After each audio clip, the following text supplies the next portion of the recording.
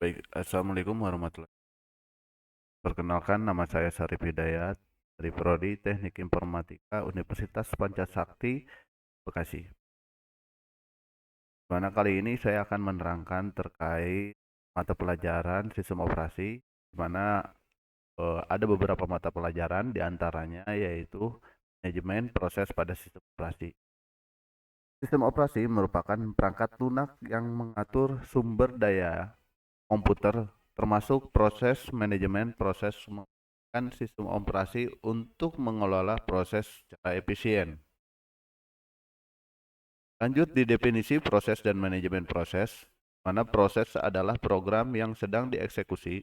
Manajemen proses adalah tugas sistem operasi yang mengatur dan mengkoordinasikan proses-proses yang berjalan. Mana ada beberapa metodenya, yaitu terkait pembuatan proses, penjadwalan proses, pengakhiran proses, dan sinkronisasi proses. Dan berikut ini adalah siklus hidup proses, mana secara siklus hidup proses menggambarkan keadaan yang dilalui proses dari awal hingga akhir. Mana dari yang pertama yaitu proses baru, kedua proses siap, ketiga proses berjalan, keempat proses tunggu, yang kelima proses selesai. Lanjut di penjadwalan proses, di mana secara penjadwalan proses menentukan proses mana yang akan dijalankan pada waktu tertentu.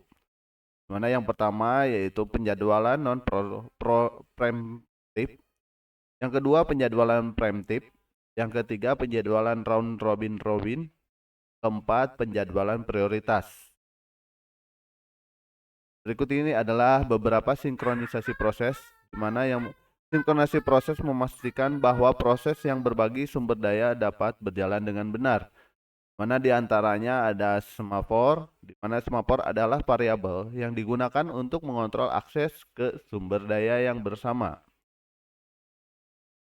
Selanjutnya ada mutek, di mana mutek adalah jenis semafor yang hanya dapat diakses oleh satu proses pada satu waktu. Yang terakhir ada monitor, di mana monitor adalah objek yang menyediakan metode sinkronisasi untuk akses ke sumber daya. Dan selanjutnya komunikasi antar proses, di mana ada beberapa komunikasi antar proses memungkinkan proses untuk bertukar data dan pesan. Mana yang pertama yaitu komunikasi langsung, yang kedua komunikasi tidak langsung, yang ketiga komunikasi berbasis pesan.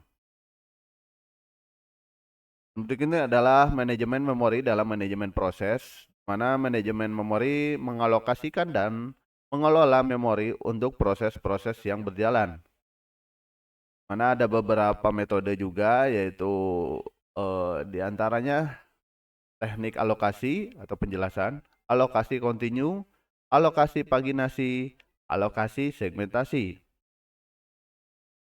Dan berikut ini adalah kesimpulan dan implikasi praktis, mana manajemen proses adalah konsep penting dalam sistem operasi yang mempengaruhi performa dan kehandalan sistem, di mana kita akan mendapatkan keuntungan diantaranya yaitu efisiensi waktu, keamanan sistem, komunikasi antar proses, dan penggunaan memori.